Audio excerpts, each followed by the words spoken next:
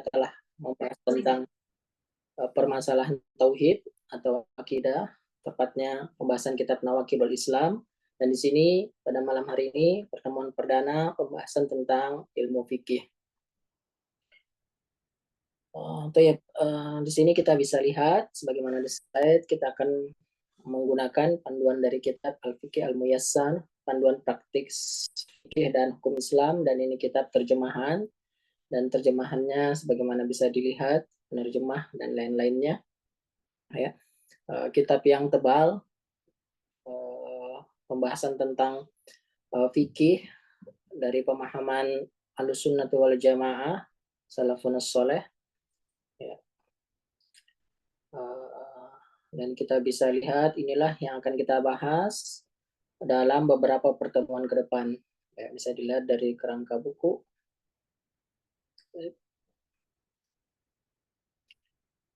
Ya.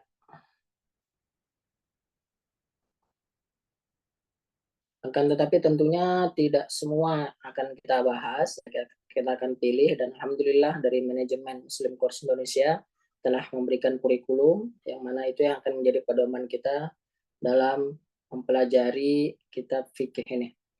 Ya. Sebelum masuk ke kitab, hendaknya kita pahami terlebih dahulu terkait dengan masalah ilmu fikih. Ya.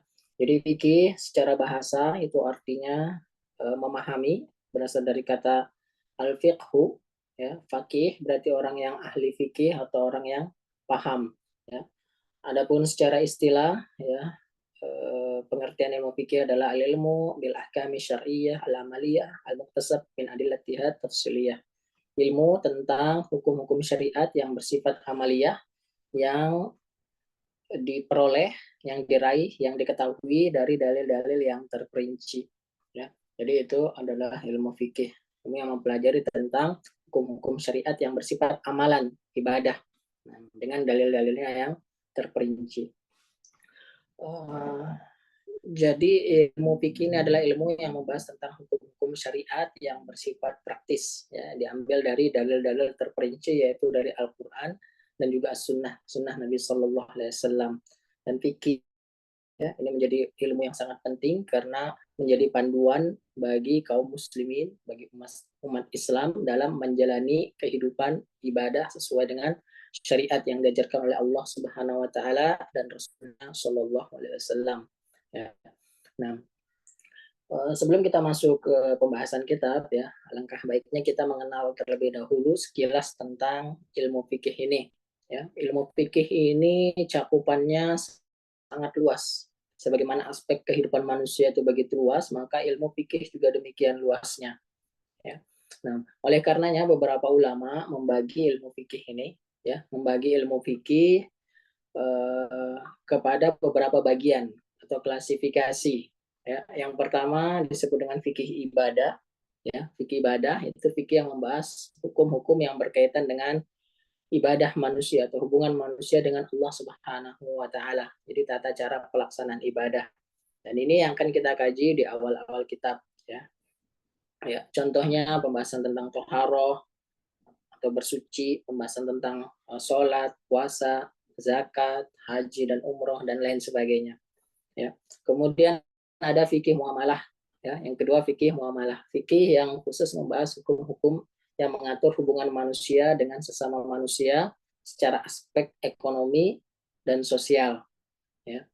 Dan fikih muamalah ini sangat luas. Di situ dibahas tentang jual beli, dibahas tentang al-qard atau utang piutang, dibahas tentang ijarah atau sewa menyewa, perbankan syariah, wakaf, hibah, hadiah dan lain-lain. Ya. Kemudian yang ketiga yaitu fikih munakahat. Ya, fikih munakahat ini mengatur tentang hukum-hukum yang berkaitan dengan pernikahan, parenting, hubungan keluarga dan lain sebagainya. Ya, contohnya ini tentang permasalahan nikah, permasalahan mahar, hak dan kewajiban suami istri, anak, pembahasan tentang talak, rujuk, hulu dan lain sebagainya, serta pembahasan tentang nafkah dan juga waris. Nah, itu dibahas di fikih munakahat. Ya. Kemudian yang keempat yaitu fikih jinayah. Ya, di mana fikih jinayah itu membahas tentang hukum-hukum pidana di dalam Islam. ya berkaitan dengan pelanggaran-pelanggaran atau kejahatan-kejahatan. Nah, itu dibahas di fikih jinayah ini, bahas tentang hudud, hukuman untuk kejahatan tertentu seperti berzina, mencuri, khomer dan lain sebagainya, kisos, takdir dan lain sebagainya itu dibahas di fikih jinayah ya. Dan di buku ini dibahas semua itu ya. Dan yang terakhir itu adalah fikih siasah ya. Yang kelima fikih siasah membahas tentang pengelolaan negara, politik, pemerintah dalam Islam. Jadi tidak benar kalau dalam Islam itu tidak mengenal siasah, tidak mengenal politik. Justru itu dibahas, kaji dalam ilmu fikih. Hadis-hadis Nabi SAW itu banyak berkaitan dengan siasah ini atau politik. Ya, membahas tentang imamah atau kepemimpinan, imarah, pemerintahan, membahas tentang hak dan kewajiban pemimpin serta rakyat, membahas tentang perang dan perdamaian, pajak, pengelolaan negara, dan lain sebagainya itu dibahas di fikih siasah. Ya. Nah, itu 5 pembagian ilmu fikih secara garis besarnya. Jadi dari situ kita punya gambaran, ya. Misal kita masuk suatu bab, oh berarti kita mempelajari tentang fikih apa ini? Ya, oh fikih ibadah ini karena kita membahas tentang ibadah, hubungan antara hamba Allah dengan Allah Subhanahu wa taala. Nah, ini juga mukadimahnya ini banyak ilmu yang bisa dibaca, akan tetapi kita tidak membahas seluruhnya ya, karena bisa dibaca masing-masingnya dan waktu kita terbatas, cuma diberi beberapa pertemuan ya. Jadi kemungkinan tidak akan kita baca seluruhnya, yang jelas. Tapi kita akan berusaha memahami secara umum. Ya, panjang ya. Jadi ini pembahasan-pembahasan yang akan dikaji di kitab ini. Nah, ya ini daftar isinya. Jadi ada kitab masalah makanan, sembelihan, kitab masalah kodok dan kesaksian. Nah, di sini adalah kitab Toharoh, pembahasan tentang Toharoh. Dari sini kita akan mulai insya Allah Ta'ala. Nah, sebagaimana disampaikan oleh tim manajemen, ya, dan mungkin sudah di-share juga pastinya ke rekan-rekan, ya, bahwasanya kita akan membahas fikih Toharoh ini cuma dalam 2 pertemuan. Ya. Kemudian fikih sholat nanti akan kita bahas insya Allah dalam 3 pertemuan. Dilanjutkan ke fikih zakat 2 pertemuan, fikih nikah 2 pertemuan, fikih talak 2 pertemuan, kemudian fikih hudud atau hukuman zina itu di 1 pertemuan dari kitab ini insya Allah Ta'ala. Ya. Dan kitab ini ya, Toharoh ini, bab Toharoh atau kitab Toharoh, kitab tentang bersuci, di sini sebenarnya dibahas ada 10 bab ya, sebagaimana bisa dilihat di daftar isi ya. Itu ada 10 bab yang akan dikaji di kitab Toharoh ini ya. Nah, bab pertama ya ini yang akan kita bahas, yang tampil di layar, yaitu hukum-hukum Toharoh dan juga air. Kemudian nanti kita bahas tentang bejana, bahas tentang buang hajat dan adab-adabnya, juga siwak dan sunnah-sunnah fitrah. Dan bab kelima itu wudhu, bab keenamnya tentang mengusap 2 khuf, serban dan juga perban atau gips. Kemudian bab ketujuh tentang hukum-hukum mandi, bab kedelapan hukum-hukum tayamum, 9 tentang hukum-hukum najis, dan yang ke-10 haid dan nifas. Nah, dari semua pembahasan ini tentu nggak akan kita kaji secara mendalam seluruh kitabnya ya, karena silakan bisa dibaca dan kita belajar bareng-bareng di sini. Ya, kita baca bareng-bareng, nanti kemudian hal yang mungkin butuh penjelasan akan kita berikan penjelasan, kemudian apabila ada yang kurang dipahami nanti bisa ditanyakan di sesi tanya jawab insyaallah taala. Ya. Di sini penulis Al-Mu'allif rahimahullah taala menyebutkan di bab yang pertama hukum-hukum toharoh dan juga air ya. Hukum-hukum tentang bersuci dan juga air. Maaf Ustaz, mengganggu. Ya. Mungkin Ayo. bagi teman-teman yang pakai HP mungkin kurang besar Ustaz. Apa boleh diperbesar Ustaz? Oh, boleh ya, insyaallah. Nah, Oke, cukup. sedikit lagi. Nah, sudah Ustaz. Oke. Nah, ya, di sini bisa kita lanjutkan ya. Bismillah. Bisa Ustaz. Alhamdulillah. Ya, di bab pertama membahas tentang hukum-hukum toharo dan air. Ya, di bab pertama ini ya pembahasan tentang itu, dan pembahasan tentang toharo dan air ini dibagi lagi menjadi beberapa subbab. Ya, yang pertama membahas tentang definisi tentunya tentang toharo. Jadi bisa dilihat di sini ya bahwasanya toharo itu merupakan kunci sholat dan syaratnya yang paling ditekankan. Ya, jadi syarat yang paling ditekankan. Jadi syarat sholat itu ada macam-macam ya. Kemudian di sini disebutkan syarat yang paling utama, yang paling ditekankan itu adalah toharoh ini. Ya, karena dia kuncinya. Kalau seandainya nggak punya kunci tentu nggak bisa masuk. Begitu pula kalau nggak ada toharoh maka nggak akan bisa masuk ke sholat atau nggak akan pernah sah sholatnya. Ya. Dan sebagaimana kita tahu bahwasanya syarat itu pasti mendahului perkara yang dipersyaratkan. Ya.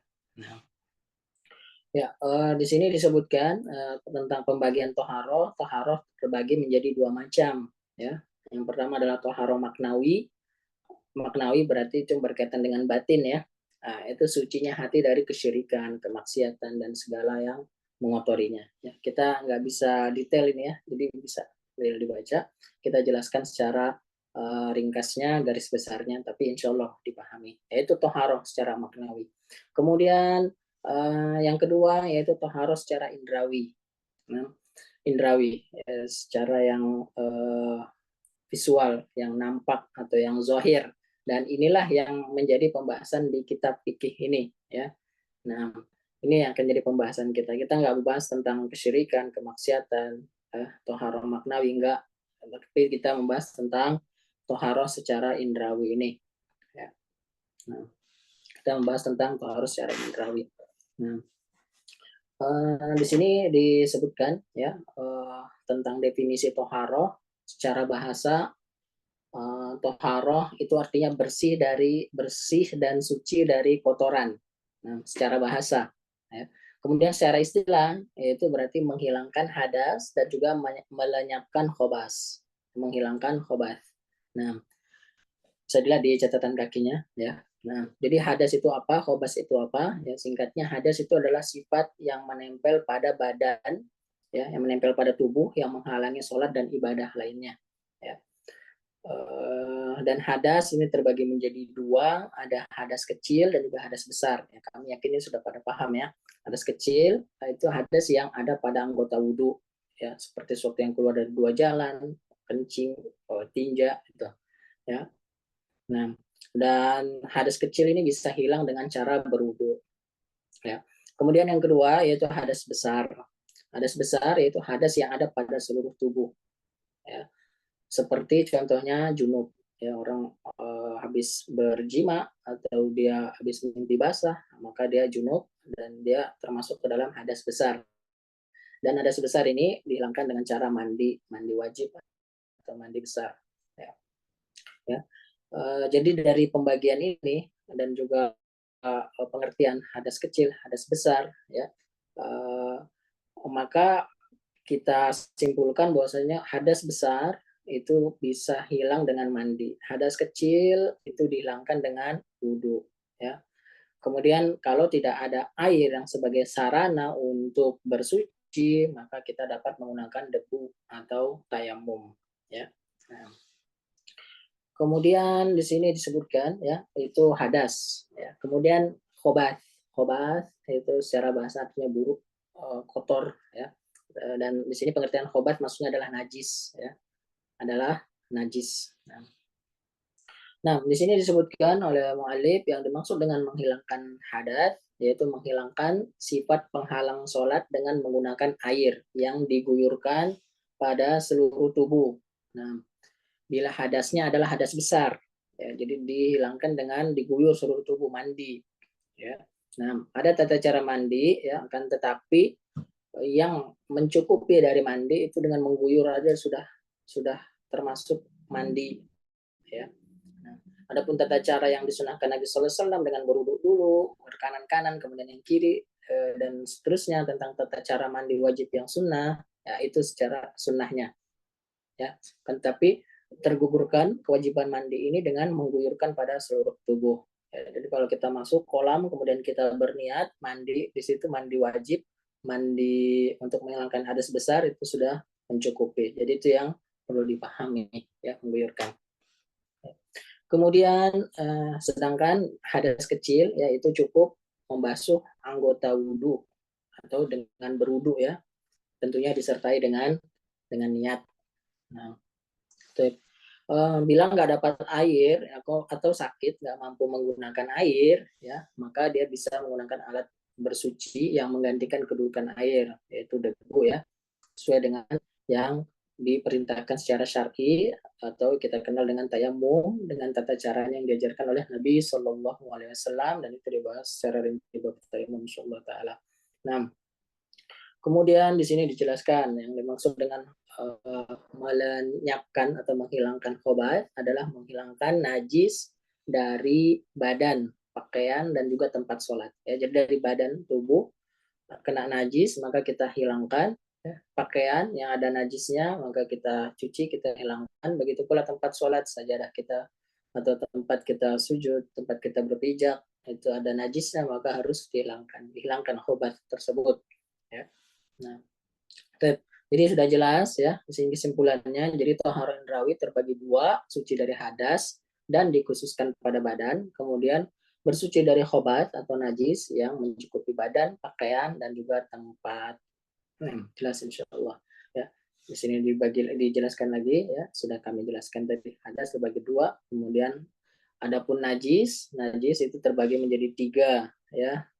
Najis terbagi menjadi tiga. Di sini disebutkan najis yang wajib dibasuh ya. Kemudian yang kedua najis yang wajib diperciki air, dan juga najis yang wajib diusap ya. Ini berdasarkan tingkatannya. Oke. Di sini disebutkan bagian yang kedua ya, poin yang kedua, yaitu air yang layak untuk digunakan dalam toharo atau bersuci ya. Di sini disebutkan toharo itu memerlukan sesuatu yang digunakan sebagai sarananya ya, yang dengannya najis itu dihilangkan dan juga hadas itu dihilangkan atau dilenyapkan, yaitu apa? Air, dengan menggunakan air ya.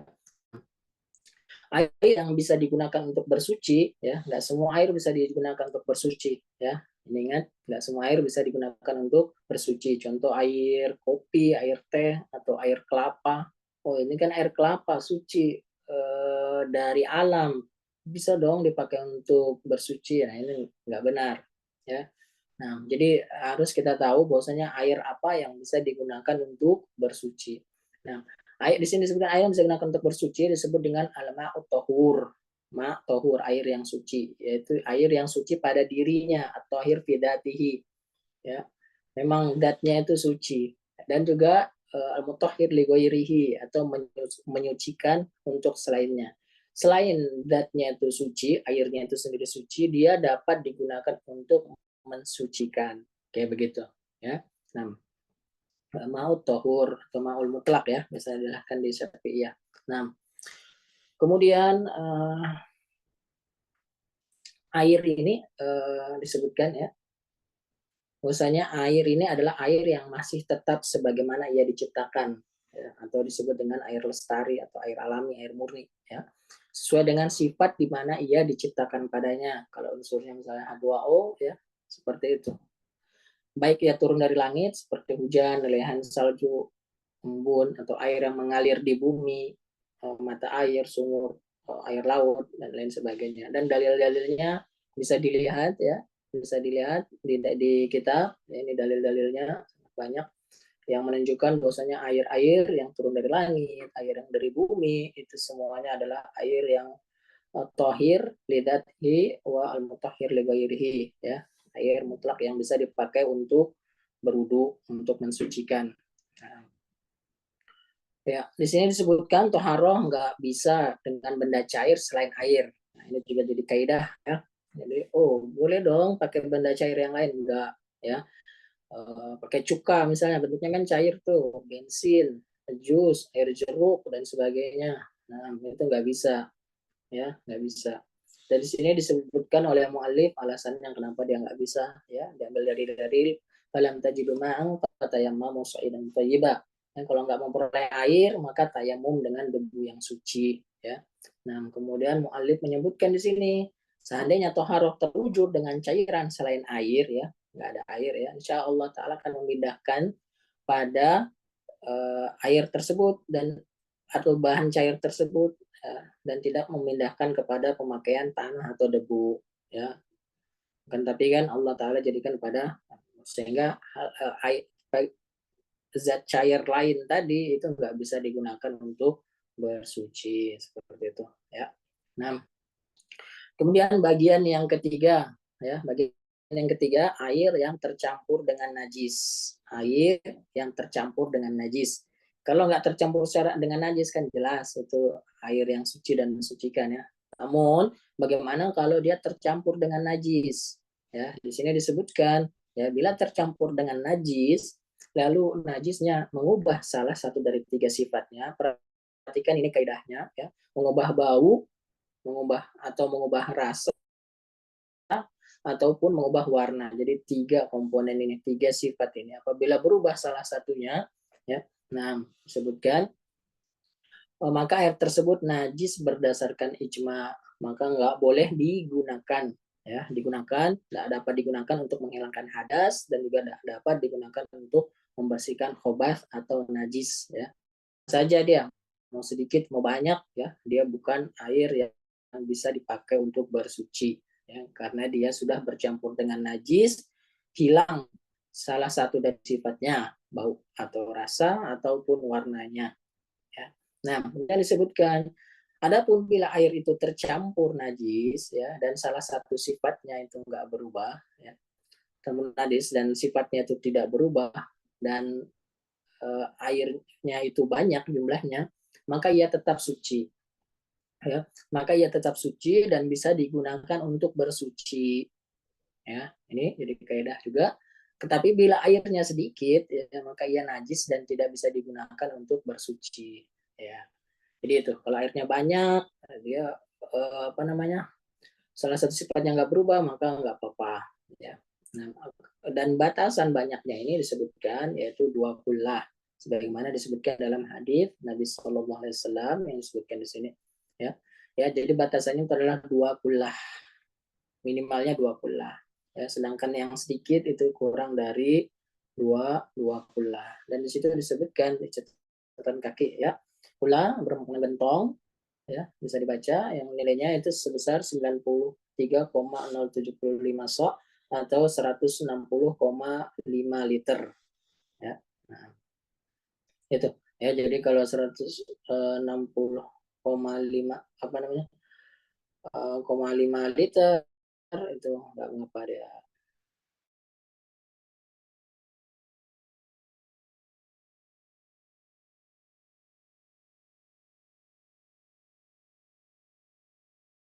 Dua kulah ya, 20 air yang banyak.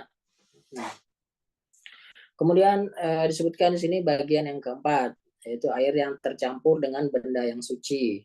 Ya, airnya tercampur ini. Kalau yang tadi sebelumnya dengan najis, kalau ini tercampur dengan benda yang suci. Bagaimana? Di sini disebutkan air yang tercampur dengan benda yang suci, ya seperti dedaunan, sabun atau al-usyan. Di sini disebut al-usyan, al-usinan atau al-usinan, ya al-usinan ada di catatan kakinya di sini ya, alsinan itu tumbuhan hisop ya. Nah, kata dan ini kata serapan ya, di mana tumbuhan ini rasanya asam, bisa dipakai untuk mencuci tangan ya. Nah, dan bahasa Arab disebut dengan al-hardu biasanya ya, alsinan. Nah, itu ya, tercampur dengan benda-benda tersebut ya, ataupun tercampur dengan daun bidara misalnya atau benda suci yang lainnya, dan air tersebut tidak didominasi oleh benda yang mencampurinya, maka pendapat yang sahih ya, sekali lagi pendapat yang sahih, maka di situ ada khilaf ya, bahwa ia suci dan menyucikan ya.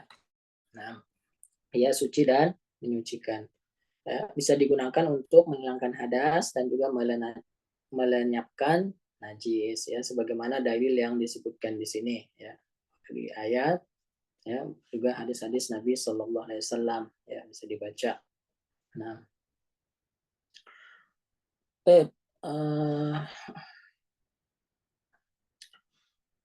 bagian yang kelima ya. Bagian yang kelima, masuk bagian yang kelima, hukum air mustakmal. Nah, apa itu air mustakmal? Air mustakmal ini air yang air bekas yang telah digunakan untuk bersuci. Ya. Nah, ini bagaimana air mustakmal ini dipakai untuk bersuci. Ya. Nah, di sini disebutkan air yang sudah digunakan dalam toharoh, ya, seperti air yang terjatuh dari anggota badan orang yang berwudu ataupun mandi, ya, adalah air suci dan menyucikan menurut pendapat yang sahih, ya. Jadi di sini sekali lagi kalau ada kata-kata seperti ini pendapat yang sahih, ya, berarti di situ ada khilaf bainal ulama, ya, ulama al-madzhab, ya. Tapi kita ambil pendapat penulis di sini al-muallif dan apa namanya? Penulis kitab ini, ya, dan bukan satu orang tapi tim, ya, itu pendapat yang sahihnya itu bisa digunakan, ya, dapat menghilangkan hadas, melenyapkan najis, dapat dipakai untuk berwudu dan juga untuk mandi wajib, ya. Sini disebutkan selama salah satu dari tiga sifatnya tidak berubah, bau, rasa, dan juga warnanya nggak berubah. Nah, dan dalil-dalilnya disebutkan, ya, dalilnya dari hadis Nabi Shallallahu Alaihi Wasallam, ya. Nah, bisa dilihat, nah, dalilnya, ya. Nah, kemudian disebutkan, ya, juga karena Nabi Shallallahu Alaihi Wasallam itu menuangkan air wudhunya kepada Jabir, ya. Selain dalil hadis, ya, Jabir, ya, yang sedang sakit, seandainya air mustamal itu najis, maka Nabi Shallallahu Alaihi Wasallam nggak memperbolehkan untuk melakukan berwudu dengan air bekas jatuhan tersebut, ya. Begitu pula disebutkan berdasarkan tindakan Nabi Shallallahu Alaihi Wasallam, ya, Nabi Shallallahu Alaihi Wasallam, para sahabat beliau dan juga para istri-istri Nabi Shallallahu Alaihi Wasallam yang biasa berwudu dari bejana kayu dan juga bejana minum, dan mereka mandi dari ember besar ini tampungan, ya. Dan hal itu, ya, disebutkan oleh muallif, ya, nggak susah, nggak mungkin selamat dari percikan air, ya, percikan air dari bejana orang yang menggunakannya. Nah, oleh karenanya di sini disebutkan tidak mengapa, ya, tidak mengapa, ya, tidak kehilangan kesuciannya karena sentuhan tersebut. Nah, kemudian bagian yang keenam yaitu air sisa atau as-su'ru, ya. Air sisa manusia dan juga hewan ternak habis diminum manusia atau habis diminum oleh hewan ternak, bagaimana hukum air tersebut, ya. Jadi as-su'ru di sini adalah air yang tersisa dalam bejana setelah ada yang meminumnya, ya. Nah, di sini disebutkan bahwasanya manusia itu suci, maka sisa minumnya itu juga suci, ya. Sama saja baik dia seorang muslim ataupun kafir. Nah, suci, ya. Bekas minumnya orang kafir, kemudian bagaimana air tersebut, maka nggak mengapa. Ya, demikian juga orang junub dan juga wanita haid, ya. Orang junub dan wanita haid itu sama, mereka itu sejatinya dalam keadaan tubuhnya itu suci, ya, tubuhnya, ya. Jadi bekas minumnya itu tetap tetap suci. Nah, dan di sini berdasarkan dalil-dalil, ya, dari hadis Nabi Shallallahu Alaihi Wasallam, innal mu'min la yanjus, mu'min itu suci, nggak najis, ya. Juga hadis dari Aisyah, nah, bisa dibaca. Nah, kemudian di sini disebutkan juga para ulama berijma, ya, sepakat atas sucinya air sisa minum hewan yang dagingnya halal dimakan, baik hewan ternak ataupun selainnya, sepakat, ya. Adapun di sini disebutkan hewan yang dagingnya tidak halal dimakan seperti binatang buas, ya, keledai dan yang sepertinya itu, ya, maka pendapat yang sahih, sekali lagi sahih berarti ada khilaf, bahwasanya sisanya itu juga suci, tidak berpengaruh terhadap airnya, khususnya bila airnya banyak, ya. Nah, namun bila airnya sedikit dan ia berubah karena diminum oleh hewan tersebut, maka ia najis. Nah, karena air sedikit berubah, nah, dan dianggap sebagai hewan yang tidak halal dimakan, dengan sebagai sesuatu yang najis kayak gitu, ya. Nah, dan dalilnya ini seperti ini bisa dibaca, ya, dalil-dalilnya bahwasannya kalau dua kullah itu dia tetap suci. Berarti kalau kurang dari itu berubah salah satu komponennya, maka itu terhukum sebagai air yang najis dan nggak bisa dipakai. Nah, begitu pula alasannya, ya, karena bekas minuman itu, ya, di sungai, di sumur atau apa, itu hal yang secara umum sangat sulit untuk dihindari. Ya, seandainya kita berpendapat bahwa sisa minumannya itu najis ya dan mewajibkan untuk membasuh tempatnya, ya tentu susah. Gimana kita mau membasuh sumur misalnya atau sungai bekas minumnya binatang? Nggak mungkin. Ya. Nah, kemudian di sini disebutkan adapun air sisa minuman anjing, ya, air sisa minuman anjing, ya, di wadah misalnya atau di wadah, ya, maka ia najis. Demikian juga babi. Ya, berkaitan dengan anjing, maka diriwayatkan dari Bukhari bahwa Rasulullah SAW bersabda, tuhuru inai ahadikum idza walagha fihi al-kalam ayaghsilahu sab'a marrat ulahunna biturab, ya. Ini untuk pembejana, nanti akan dibahas juga di bab tentang masalah bejana, ya. Jadi bejana bekas tempat pakai wadah yang di situ ada jilatan anjingnya, maka sucinya itu dengan dibasuh sebanyak 7 kali dan yang pertama darinya itu menggunakan tanah, ya. Ulahunna biturab, ya.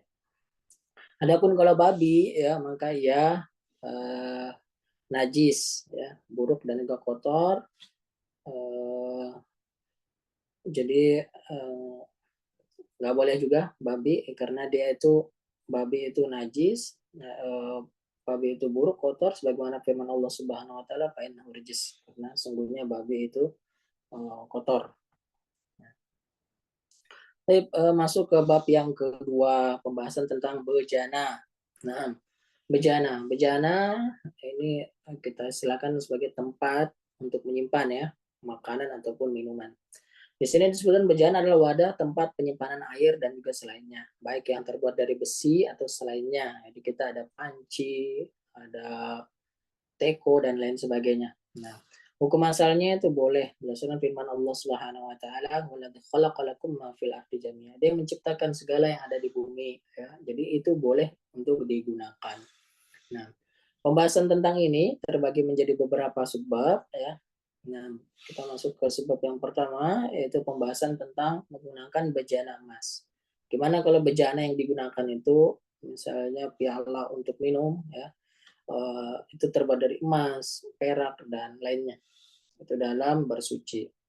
Di sini disebutkan, ya, boleh menggunakan segala macam bejana untuk makan, minum, dan penggunaan lainnya bila ia suci lagi mubah, sekalipun itu mahal, ya, karena ia masih tetap di atas hukum dasarnya, yaitu hukumnya adalah mubah. Kecuali, ya, karena ada dalil di sana emas dan juga perak, ya. Oh, ini lebih emas lebih mahal daripada perak, tapi kok boleh atau tidak gitu? Boleh, ya. Karena yang dikecualikan ini adalah emas dan perak karena berdasarkan dalil atau kifi dari Nabi Shallallahu Alaihi Wasallam. Ya, yang disebutkan karena sungguhnya haram makan dan minum dengan menggunakan bejana emas dan perak secara khusus, ya, bukan yang lainnya. Dari berlian, dari permata, Ustaz, nggak apa-apa, silakan, ya, atas jangan dari atas asal jangan bukan dari emas dan perak, ya, sebagaimana dalil, ya, sabda Nabi Shallallahu Alaihi Wasallam. Nah, ya, nah, bahkan ancamannya neraka, ya, menggelakkan api neraka jahanam di dalam perutnya, ya. Minum dari bejana perak, minum dari bejana emas. Nah, dan di sini disebutkan hadis ini adalah dalil yang menetapkan pengharaman makan dan minum menggunakan bejana emas perak tanpa penggunaan yang lainnya, ya. Disebutkan maka hadis ini kan boleh menggunakan keduanya dalam toharoh, ya. Jadi cuma untuk makan dan minum. Kalau untuk toharoh gimana? Boleh di sini. Ya. Dan di sini disebutkan larangan ini bersifat umum, mencakup bejana emas perak yang murni ataupun yang disepuh dengan emas perak ataupun yang padanya itu ada bagian dari emas dan juga peraknya, ya, disebutkan oleh muallif. Nah, kita masuk ke bagian yang kedua, hukum menggunakan bejana yang ditambal dengan emas dan perak. Ini dia aslinya bukan emas perak, ya, tapi emas peraknya itu tambalan saja. Nah, jika disebutkan bila tambalannya terbuat dari emas maka haram, ya, jelas haram menggunakan wadah tersebut secara mutlak karena termasuk dalam keumuman dalil di atas tadi, ya. Adapun bila tambalannya itu terbuat dari perak sedikit, ya, maka boleh menggunakan wadah tersebut, ya, sebagaimana ada dalilnya dari Nabi Shallallahu Alaihi Wasallam, ya. Disebutkan al-kasar pada Rasulullah Sallallahu Alaihi Wasallam, wadah min Rasulullah Sallallahu Alaihi Wasallam inkasaro inkasara qadahu Rasulullah sallallahu alaihi wasallam, pecah wadah tempat minum Rasulullah sallallahu alaihi wasallam, merekatkannya bagian pecah dengan rangkaian dari perak, dan ini sedikit jumlah yang bagian yang sedikit. Nah, itu perak ya, lain Mas. Nah, kemudian di sini disebutkan bagian yang ketiga, pembahasan yang ketiga, bejana orang kafir. Gimana? Ya. Nah, gimana menggunakan bejana orang kafir? Hukum asalnya bejana orang kafir itu halal untuk digunakan ya, kecuali bila jelas-jelas diketahui najisnya ya. Nah, kalau sudah diketahui jelas najisnya, maka ini enggak boleh digunakan kecuali setelah dicuci ya. Nah, kecuali setelah dicuci. Ya, kalau najisnya itu sekiranya dari alkal, sebagaimana disebutkan ya, anji, nah itu harus cucinya 7 kali dengan ulahunna biturab. Nah, dan dalilnya jelas di sini disebutkan, bisa dibaca ya. Nah, kemudian disebutkan bila najisnya nggak diketahui ya, yaitu ketika pemiliknya itu nggak dikenal, bersinggungan dengan benda-benda najis, maka boleh menggunakannya.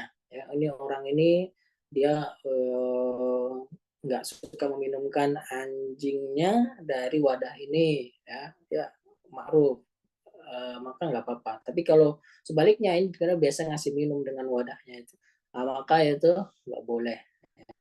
Nah, dan kita tahu bahwasanya dalil yang membolehkan ini tadi ya,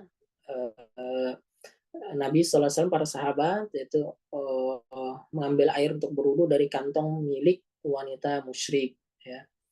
Dan karena Allah Ta'ala telah menghalalkan makanan ahli kitab untuk kita ya, dan kadang mereka menunjukkan kepada kita dengan nampan-nampan mereka, dan sebagaimana seorang hamba sahaya Saudi dari Yahudi mengundang Nabi SAW untuk roti gandum lemak yang telah berubah baunya, lalu beliau makan sebagian darinya. Nah, itu menunjukkan bolehnya. Nah, karena Nabi SAW tahu dan para sahabatnya ini dia nggak biasa dipakai untuk sesuatu yang najis. Ya. Nah, kemudian bagian yang keempat ya, toharoh, bersuci dengan bejana yang dibuat dari kulit bangkai. Ya, kulit bangkai.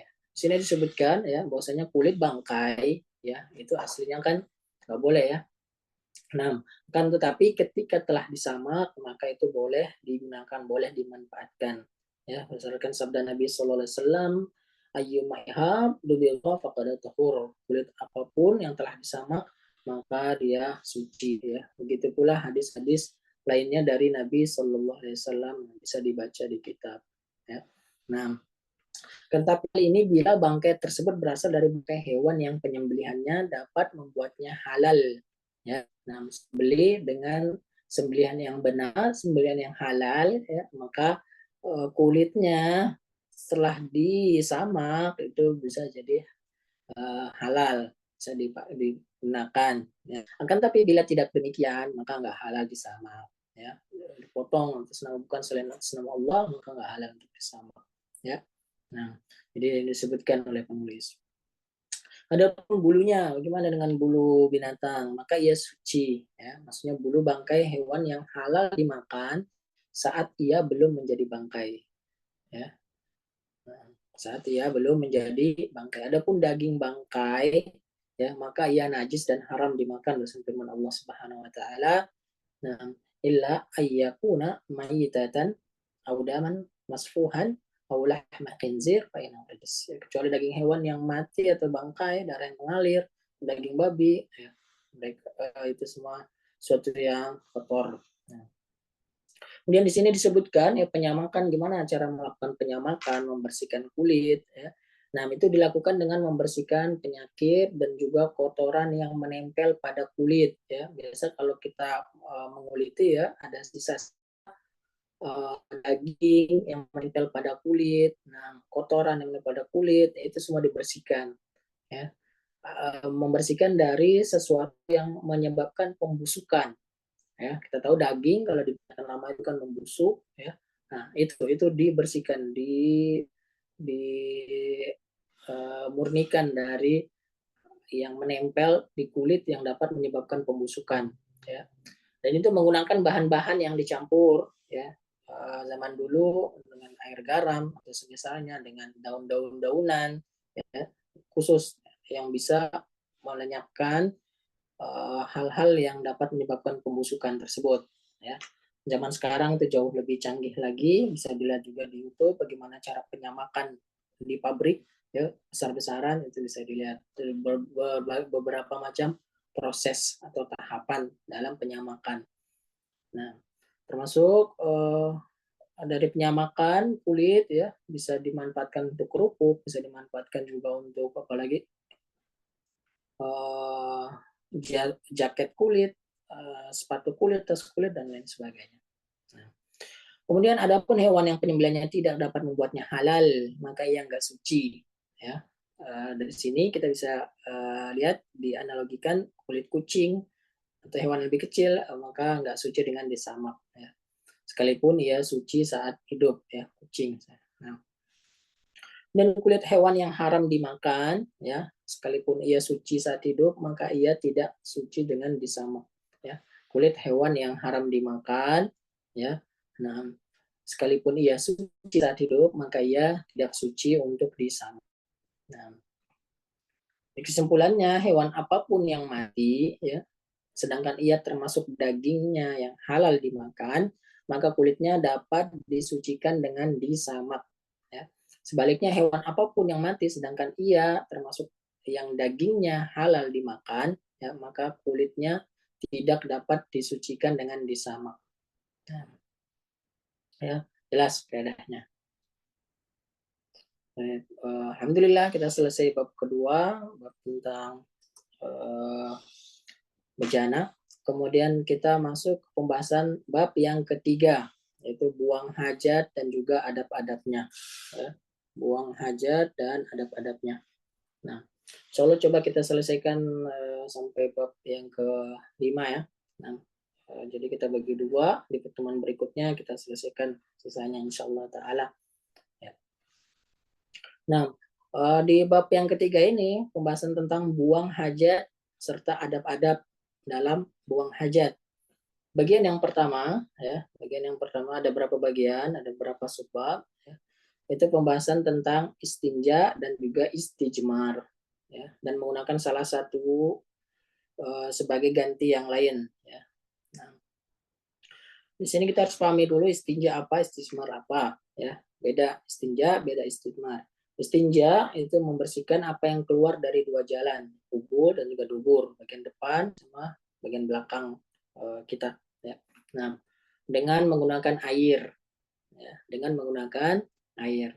Adapun istijmar, ya, nah itu juga sama fungsinya untuk membersihkan, ya. Tapi tata caranya berbeda dan juga alat yang digunakan untuk membersihkan berbeda, itu bedanya. Ya.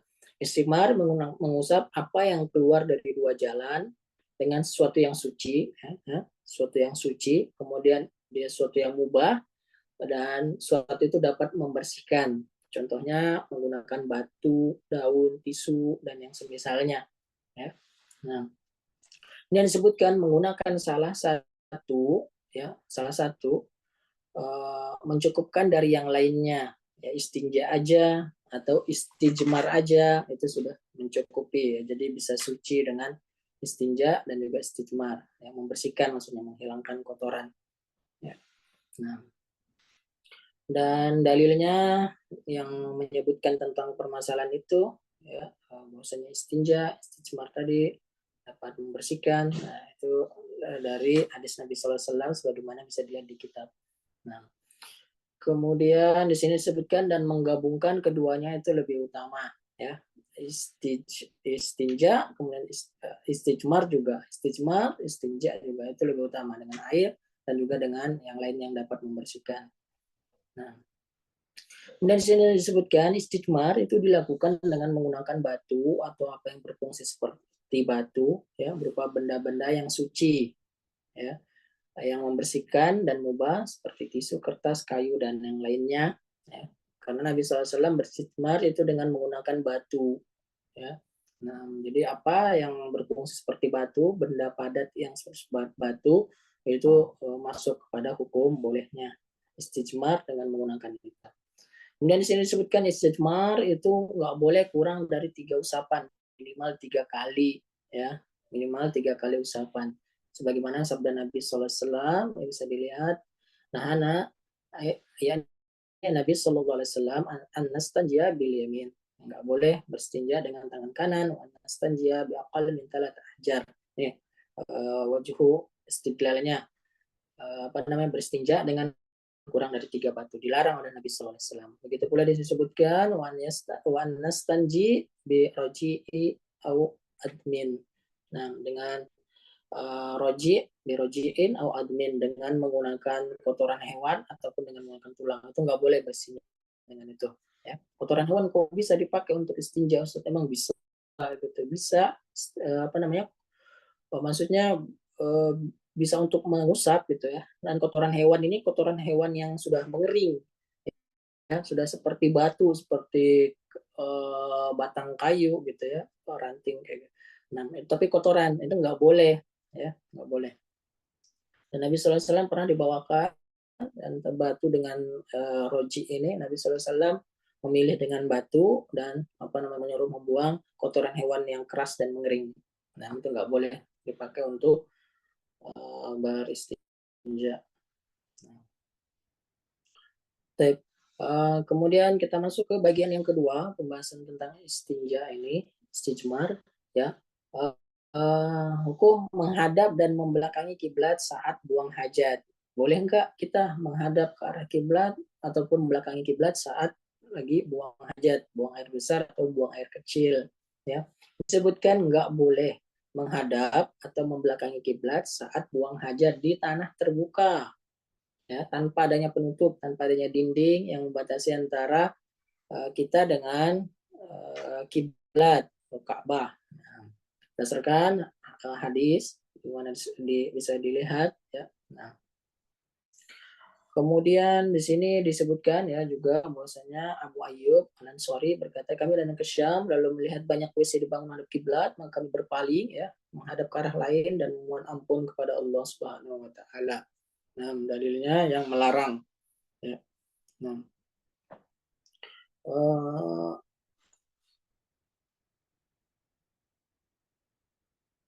boleh jadi, ya. Nah, sini juga bisa dilihat ya, posisi Madinah itu berada di utara kota Mekah. Ya, Madinah itu ada di utara kota Mekah. Maka Nabi SAW itu memerintahkan saat buang hajat untuk menghadap ke timur atau ke barat. Ya. Nah, itu di Madinah. Bagaimana kalau di Indonesia? Kalau di Indonesia kan kiblat itu ada di arah barat. Ya, jadi kita nggak boleh menghadap ke arah barat atau membelakangi ke arah timur. Jadi kita ke arah utara ataupun ke arah selatan. Dan alhamdulillah banyak jamban, WC, toilet, ya, itu dia akan menghadapnya itu ya mengikuti ini, tidak menghadap ke barat atau tidak menghadap ke timur, ya. Nah, menghadapnya ke arah utara ataupun selatan yang ada di Indonesia atau di Asia, ya. Nah, sekitar Asia Tenggara. Nah, ya, jadi bisa dilihat, ya. Nah, kemudian di sini disebutkan, adapun bila buang hajat dilakukan di dalam bangunan, tadi kan di luar, ya. Nah, dan tidak ada penghalang dengan lurus tuh dengan kiblat, dengan Ka'bah.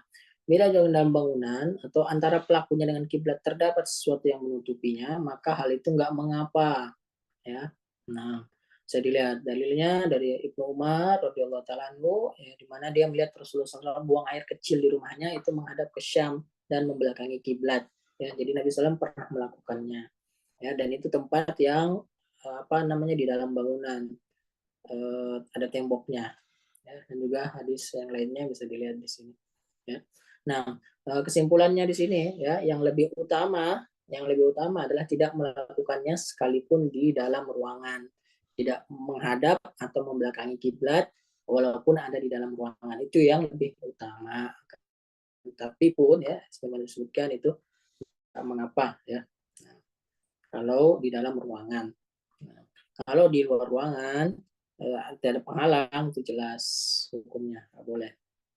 Nah, kemudian masuk ke bagian yang ketiga, apa yang disunahkan untuk dilakukan oleh orang yang masuk ke WC, ya. Nah, ngapain nih mau masuk WC, apa yang disunahkan? Nah, di sini disebutkan disunahkan bagi siapa yang mau masuk ke WC untuk mengucapkan doa Bismillah Allahumma inni a'udzubika minal khubuth wal khaba'ith. Nah, dengan nama Allah, ya Allah, sungguhnya aku berlindung kepadamu dari setan laki-laki dan juga setan perempuan. Nah, khubus wal khaba'ith. Nah, khubus setan laki-laki, khaba'ith itu setan perempuan. Nah, kemudian juga adab ini adab-adab buang hajat ya. Kemudian saat selesai itu selesai kemudian keluar itu mengucapkan gufronaka, mohon ampunan kepada Allah Subhanahu wa taala. Kok bisa Ustaz?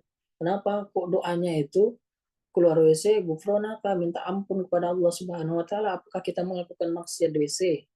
Nah, ini pernah dijawab oleh Syekh bin Baz rahimahullah taala ya bahwasanya gufronaka ini ada faedah yang agung ya dari syariat ini. Kenapa kok keluar WC itu doanya gufronaka, mohon ampun kepada Allah Subhanahu wa taala. Karena ya seluruh tempat itu kita dianjurkan untuk banyak berzikir kepada Allah Subhanahu wa taala.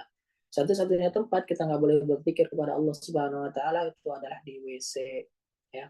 Oleh karenanya kita nggak bisa berzikir kepada Allah Subhanahu wa taala, kita keluar, kita memohon ampun kepada Allah Subhanahu wa taala. Jadi kita disyariatkan untuk zikrullah dzikran katsira dan itu nggak bisa kita lakukan kalau ada di dalam WC, kita mohon ampunan kepada Allah Subhanahu wa taala. Nah, itu salah satunya. Kemudian ada yang lainnya, termasuk membuka aurat yang lain.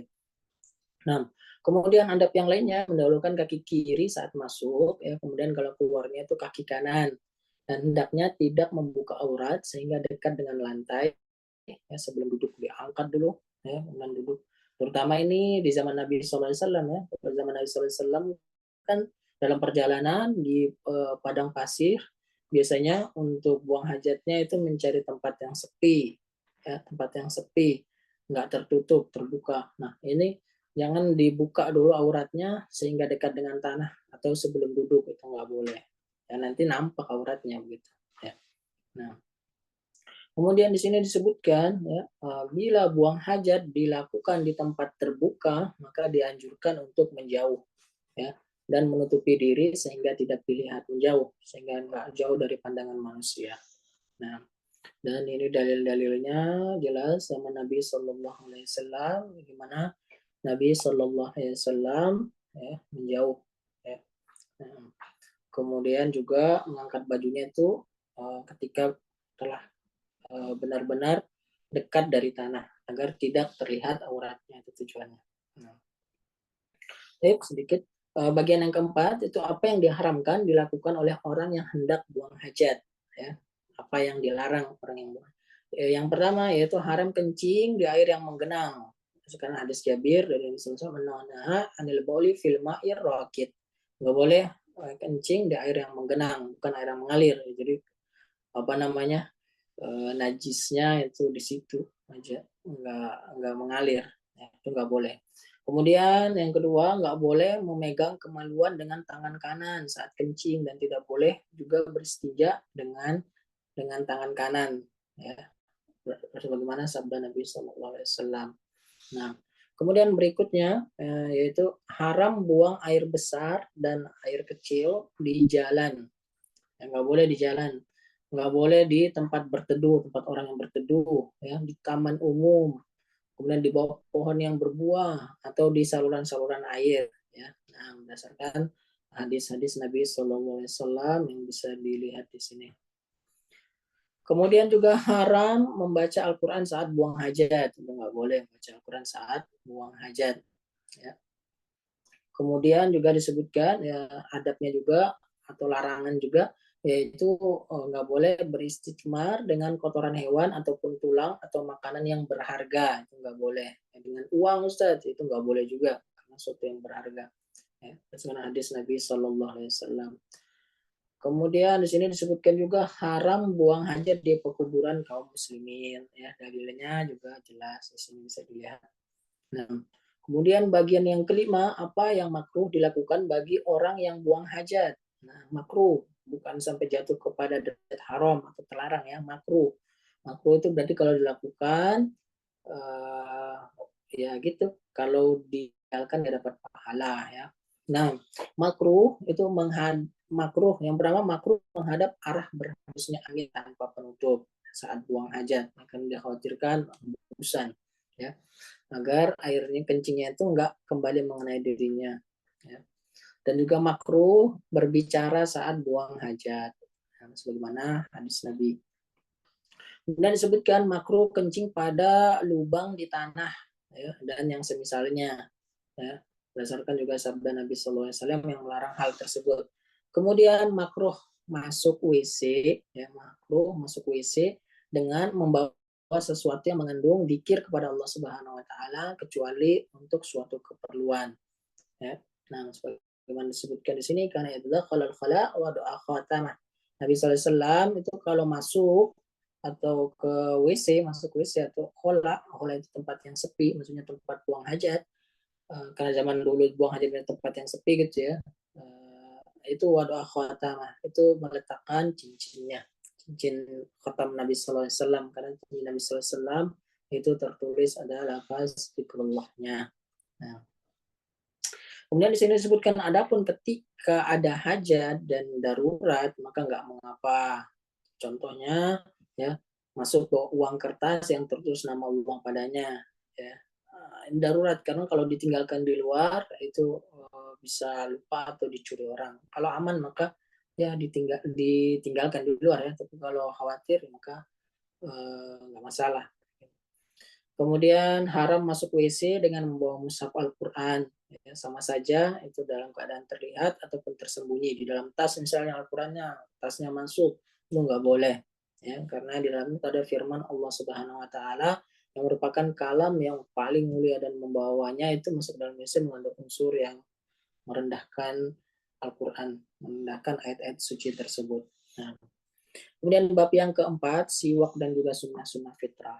Ini nggak kita bahas secara terperinci ya, karena mungkin juga nggak terlalu urgent untuk dibahas dan waktu kita yang terbatas ya. Tapi sekilas kita sampaikan ya masalah siwak dan sunnah-sunnah fitrah ini. Siwak ini maksudnya bukan kayu siwak itu ya. Siwak ini lebih kepada amalannya atau perbuatan menggunakan ranting kayu siwak untuk membersihkan gigi dan juga gusi ya, dan biasanya menggunakan ranting pohon dari kayu al-arok, nah, yang kita sebut dengan kayu siwak itu kayu khusus yang dipakai oleh Nabi Shallallahu Alaihi Wasallam, para sahabat sampai sekarang, kayu al-arok, kayu siwak khusus karena wangi dan juga nggak melukai gusi dan juga gigi gitu ya. Kayu al-arok pakai sebagai siwak, tapi bukan bukan siwaknya, bukan kayunya itu ya, siwaknya itu perbuatannya membersihkan dengan menggunakan kayu siwak tersebut ya.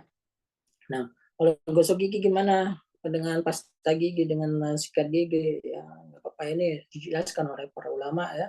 Dan siwak itu perbuatannya, jadi kalau menggunakan sesuatu walaupun bukan dari kayu al-arok tadi ya, nah itu masuk hukumnya pada perbuatannya yang membersihkan gigi, mulut sebelum melakukan suatu amalan-amalan yang disyariatkan kayak begitu ya.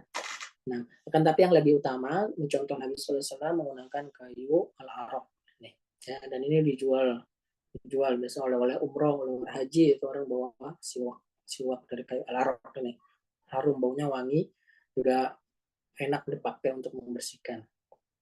Nah, kemudian hukumnya itu sunnah ya, hukum menggunakan siwak sunnah walaupun saat berpuasa ya. Nah, itu juga dianjurkan ya. Saat bangun tidur, hendak sholat, membaca Al-Quran itu jauh lebih ditekankan lagi keutamanya. Nah, karena menggunakan siwak ini baik untuk kesehatan dan juga untuk kebersihan diri ya. Karena kan sumbernya kuman, bakteri di situ ya. Rajin dibersihkan itu menjaga kesehatan.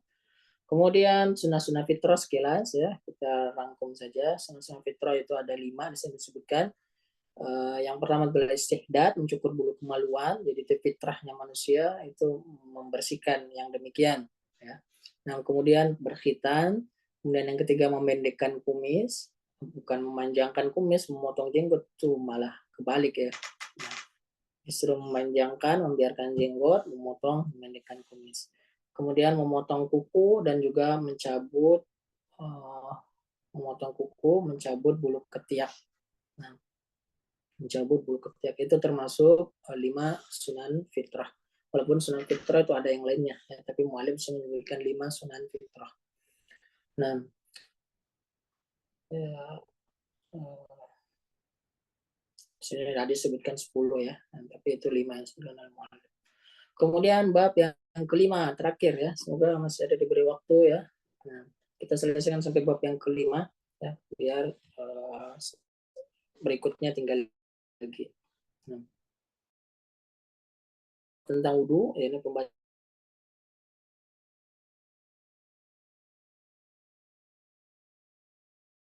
sholat, nggak sholat itu berarti uh, apa bisa-bisa nggak selamat di akhirat, karena amalan yang pertama kali dihisab itu adalah amalan sholat.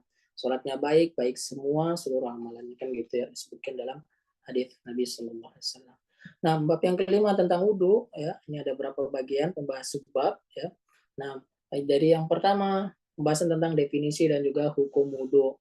Nah, secara bahasa wudhu, nah, wudhu untuk bahasa Arabnya juga wudhu ya, diambil dari kata al-wadoah yang berarti keindahan dan juga kebersihan. Nah, jadi untuk memperindah dan membersihkan. Ya.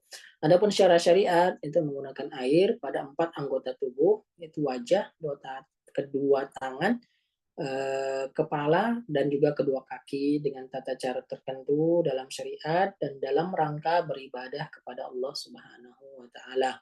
Itu pengertian wudhu secara syariatnya. Dan hukumnya itu wajib atas semua orang yang berhadas bila dia hendak melaksanakan sholat. Ya. Nah, dan juga yang sehukum dengan itu, seperti tawaf, yang menyentuh mushaf, itu juga wajib untuk berwudu. Kemudian bagian yang kedua, di sini pembahasan tentang dalil tentang wajibnya wudhu, kepada siapa saja ia diwajibkan, siapa saja yang diwajibkan wudhu. Nah, di sini disebutkan dalil yang panjang tentang masalah ini. Nah, mereka yang diinginkan oleh untuk wudhu, nah, ya disebutkan di ayat yang panjang di sini ya, disebutkan apabila hendak mendirikan sholat basuhlah wajah dan seterusnya, jika berjunub maka bersucilah, mandilah, jika kalian sakit menjauh dan seterusnya, nggak dapat maka hilangkan debu ya. Juga dalil yang jelas nggak akan diterima sholat tanpa bersuci. Nah, dan dalam masalah ini ya, tidak dinukilkan seorang pun dari kaum muslimin yang beda pendapat. Jadi ijma para ulama, ijma kaum muslimin, dan penjelasan tersebut ya bahwasanya wudhu itu tetap disyariatkan melaksanakan sunnah dan juga ijma. Nah, adapun kepada siapa wudhu itu diwajibkan, ya, siapa yang diwajibkan, maka ia diwajibkan kepada setiap muslim dewasa dan berakal manakala dia hendak melaksanakan sholat atau yang sehukum dengannya, seperti yang tadi disebutkan. Ya. Kemudian kapan wudhu itu wajib ya?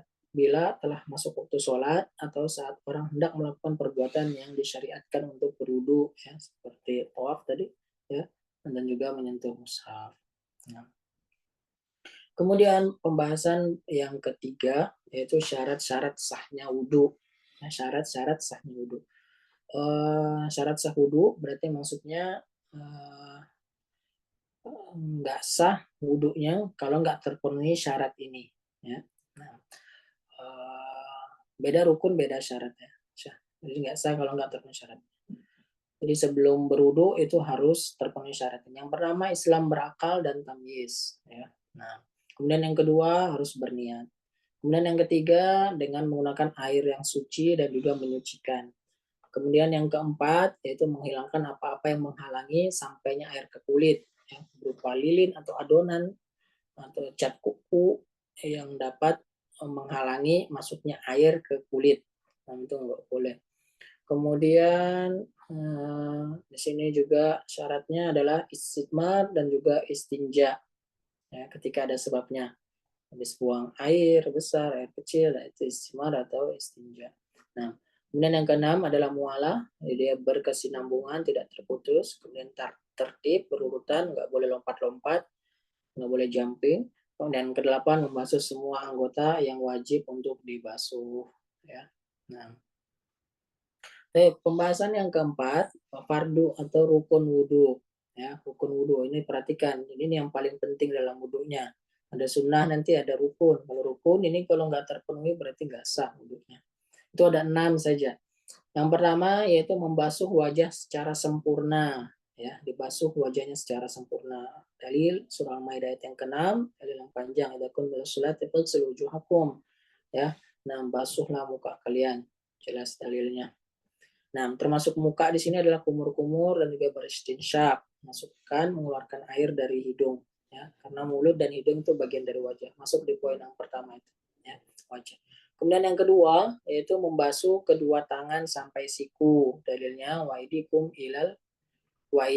ilal marafiq, dan juga tangan kalian sampai ke siku, ya. Kemudian yang ketiga yaitu mengusap kepala seluruhnya beserta kedua telinga. Dalilnya wamsahu biruusikum, sapulah kepala kalian, dan dua telinga itu termasuk bagian dari kepala sebagaimana sabda Nabi Shallallahu Alaihi Wasallam, ya. Jadi nggak sah mengusap kepala saja tanpa sebagian yang lainnya, telinganya nggak dibasuh. Kemudian yang keempat yaitu membasuh kedua kaki sampai kedua mata kaki, ya, dalilnya jelas wa arjulakum ilal ka'bain, ya, sampai kedua mata kaki. Kemudian yang kelima yaitu tertib, karena Allah Ta'ala menyebutkan anggota wudhu itu secara berurutan, ya. Nabi SAW juga berurutan sesuai dengan Allah Ta'ala wahyukan dari wajah, kedua tangan, kepala, lalu kedua kaki. Nah, dan itu diriwayatkan di wudhunya Nabi Shallallahu Alaihi Wasallam, hadis Abdullah bin Zaid, Utsman bin Affan, dan lain sebagainya.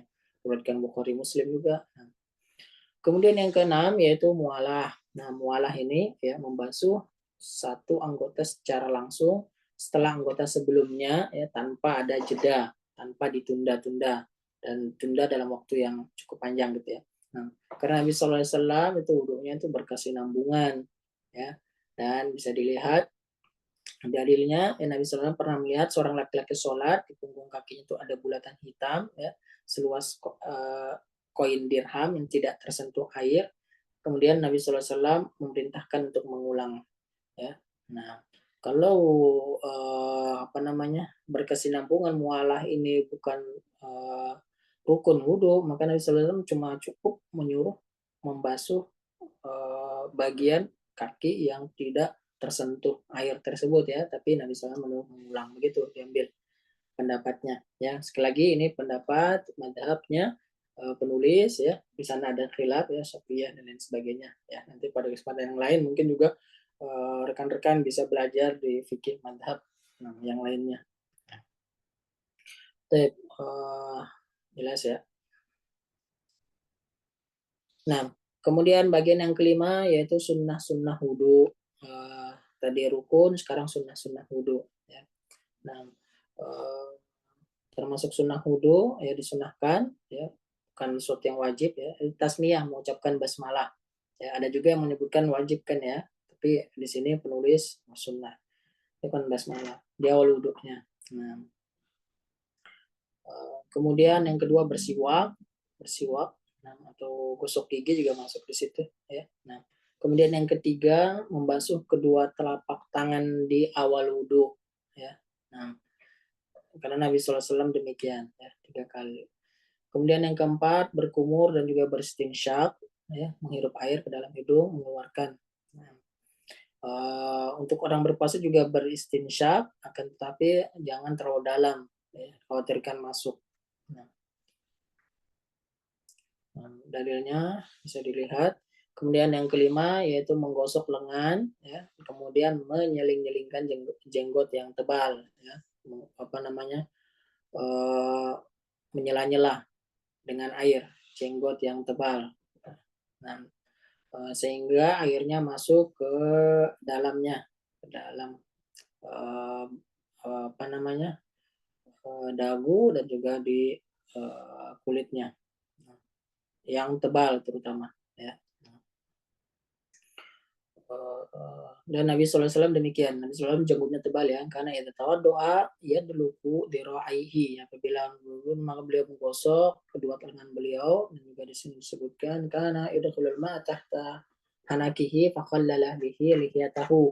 Nabi Sallallahu Alaihi Wasallam, ya, itu masukkan air ke bawah jenggotnya lalu menyela-nyela jenggotnya.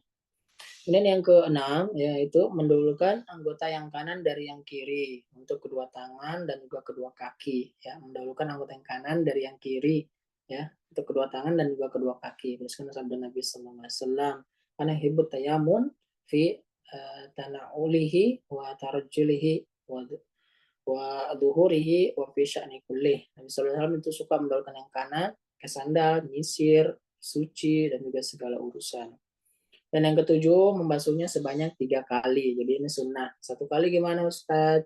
Itu nggak apa-apa. Ya. Nah, tapi yang sunnahnya itu 3 kali. Kedua tangan untuk wajah, kedua tangan, kedua kaki. Yang wajib adalah sekali ya, dan dianjurkan 3 kali. Nah, kemudian yang kedelapan, membaca dzikir sesudah wudhu, ya, membaca doa setelah wudhu. Nah, sebagaimana disebutkan, nah, sini disebutkan asyhadu alla ilaha illallah wa la syarika lahu wa asyhadu anna muhammadan abduhu wa rasuluh illa futihat lahu abwabul jannah atamaniyah yadkhulu min ayyiha sya. Nah, ada seorang pun dari kanan berwudu lalu dia menyambung wudunya kemudian dia mengucapkan persaksian ya, kecuali pintu surga yang 8 itu dibukakan untuknya. Dia masuki dari pintu mana saja yang dia kehendaki dan yang lebih sempurnanya doa apa namanya doa setelah wudhu disebutkan di Hisnul Muslim juga ya dikumpulkan doa-doa setelah wudhu termasuk diantaranya subhanakallah bihamdika asyhadu an la gitu ya doa kafaratul majelis itu juga termasuk doa setelah wudhu. Nah, kemudian bagian yang keenam ya pembatal wudhu. Nah, dan yang terakhir sholat. Nah, pembatal wudhu yang membatalkan wudhu itu ada beberapa. Yang pertama yang keluar dari 2 jalan ya. Nah, dubul dan juga dubul dan juga apa namanya kubul ya seperti air seni dan juga tinja, mani, madi, darah istihadah, ya, angin yang sedikit ataupun yang banyak ya buang angin. Nah, itu dalilnya jelas disebutkan di sini ya dalil-dalil yang menyebutkan hal itu termasuk pembatal wudhu. Kemudian yang kedua yaitu keluarnya najis dari bagian tubuh lainnya. Ya. Nah, bila yang keluar itu kencing ataupun tinja, maka itu mutlak jelas membatalkan ya. Nah, kan tapi bila selain dari keduanya seperti darah, muntah ya. Nah, itu maka bila darah muntahnya itu kotor dan banyak, maka yang lebih utama adalah berwudu ya. Nah, untuk kehati-hatian, ikhtiat ya. Kemudian apabila sedikit maka nggak perlu berwudu. Itu ijma ulama. Nah, kemudian yang ketiga yaitu hilangnya atau tertutupnya akal karena pingsan ataupun tidur ya. Nah, dan dalilnya jelas disebutkan ya. Akan tetapi kalau dia gila, sesaat misalnya pingsan, mabuk atau yang semisalnya maka itu membatalkan sesuai dengan ijma ulama ya. Nah, tidur bagaimana? Tidur itu membatalkan itu tidur yang nyenyak ya. Apa batasannya? Tidur nyenyak itu di mana pelakunya tidak mengetahui sama sekali bagaimana posisi tidurnya ya, karena dikhawatirkan buang angin atau menyentuh bagian tertentu vital itu membatalkan tanpa dia sadari ya. Adapun tidur yang ringan ya tidur yang tidak nyenyak ya maka ia tidak membatalkan wudhu ya. Kalau di Syafi'iyah kan dia apa namanya menyentuh lantai ya. Nah, maka ia tidak membatalkan wudhu karena para sahabat juga dulu ya tertimpa kantuk saat menunggu sholat ya. Mana Nabi SAW menganjurkan sholat isya itu di akhir. Nabi SAW kadang menunggu Nabi SAW keluar untuk mengimami sholat isya. Nabi SAW apa namanya utamanya mengakhirkan sholat isya sampai menjelang akhirnya yaitu tengah malam ya tengah malam. Nah itu menunggu itu sampai terkantuk-kantuk dan itu tidak membatalkan sholat. Datang Nabi SAW mereka langsung sholat tanpa mengulang lagi wudhunya. Nah, kemudian yang keempat yaitu menyentuh kemaluan manusia tanpa pembatas. Nah, dalilnya manassa farjahu falyatawadda. Barang siapa yang menyentuh kemaluannya maka hendaknya dia berwudu. Kemaluannya atau kemaluan orang lain. Nah, baik. Jelas ya di sini. Kemudian yang kelima, makan daging unta ya. Makan daging unta ini dapat membatalkan wudu ya. Sebagaimana dalilnya disebutkan ini ya.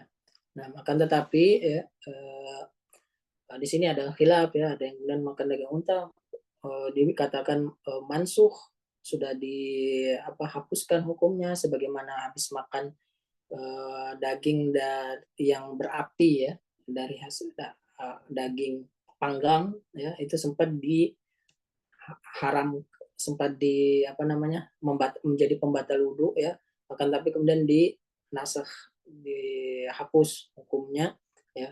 Jadi sekarang udah boleh untuk habis makan sate, habis makan daging panggang, barbeque, itu tidak membatalkan wudhu ya.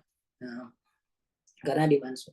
Akan tetapi kalau daging unta ya, disebutkan di antara Imam Nawawi rahimahullah taala dalam syarah Muslim ya, Imam Nawawi ya, menyebutkan bahwasanya pendapat yang menyebutkan bahwa makan daging unta itu membatalkan wudhu, itu pendapatnya Hambali, pendapat Ahmad bin Hambal, ulama-ulama yang lainnya dari Ishaq bin Rawaheh, Yahya bin Yahya, Abu Bakar bin Mundir, dan lain sebagainya ya. Nah, dan diriwayatkan oleh banyak ahli hadis dan juga sejumlah para sahabat yang menunjukkan makan daging unta ini membatalkan wudhu ya, dan dalilnya jelas dari Jabir bin Samurah ini bisa dilihat ya.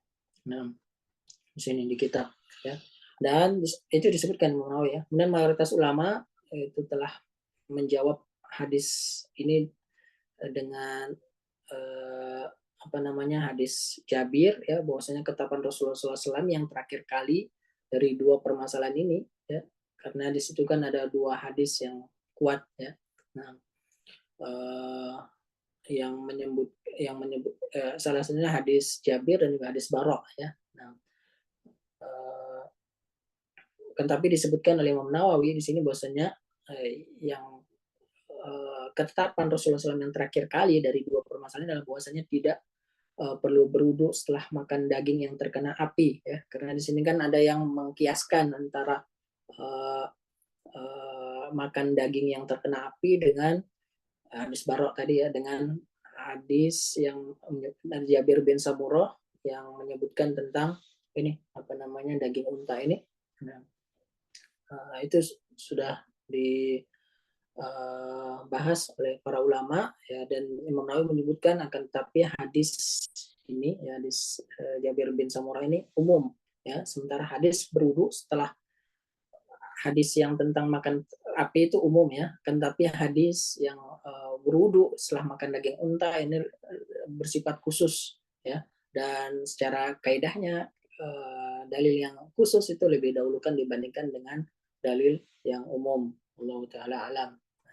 Jadi di sini pendapat yang kuat setelah makan daging unta itu dapat membatalkan ya. Nah, kemudian murtad dari Islam ya, murtad dari Islam, keluar dari Islam ya. Jelas dalilnya wa may yakfur bil iman faqad habita amaluhu. Yang kafir setelah beriman maka gugur amalnya ya. Nah, dan semua yang habis murtad atau semua yang belum Islam masuk Islam itu dianjurkan untuk diinikan mandi ya. Nah, maka murtad dari Islam ini dapat membatalkan wudhu, jadi wudhu lagi.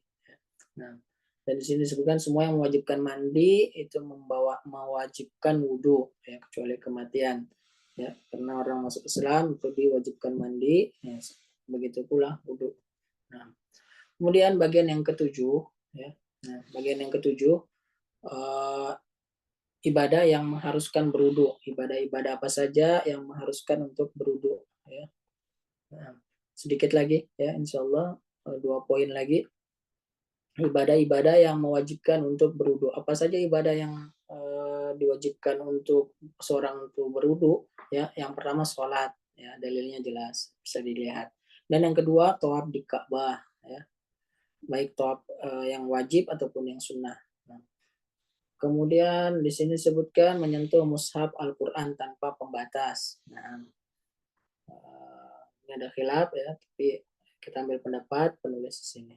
Nah, oke, kemudian yang kedelapan, bagian yang terakhir, ibadah yang dianjurkan berwudu. Ibadah-ibadah yang dianjurkan untuk berwudu ya. Terakhir ya, pembahasan kita di malam hari ini, ibadah yang dianjurkan berwudu disunahkan ya. Yang pertama zikir kepada Allah Subhanahu wa taala dan juga membaca Al-Qur'an yang disunahkan untuk berwudu. Nah,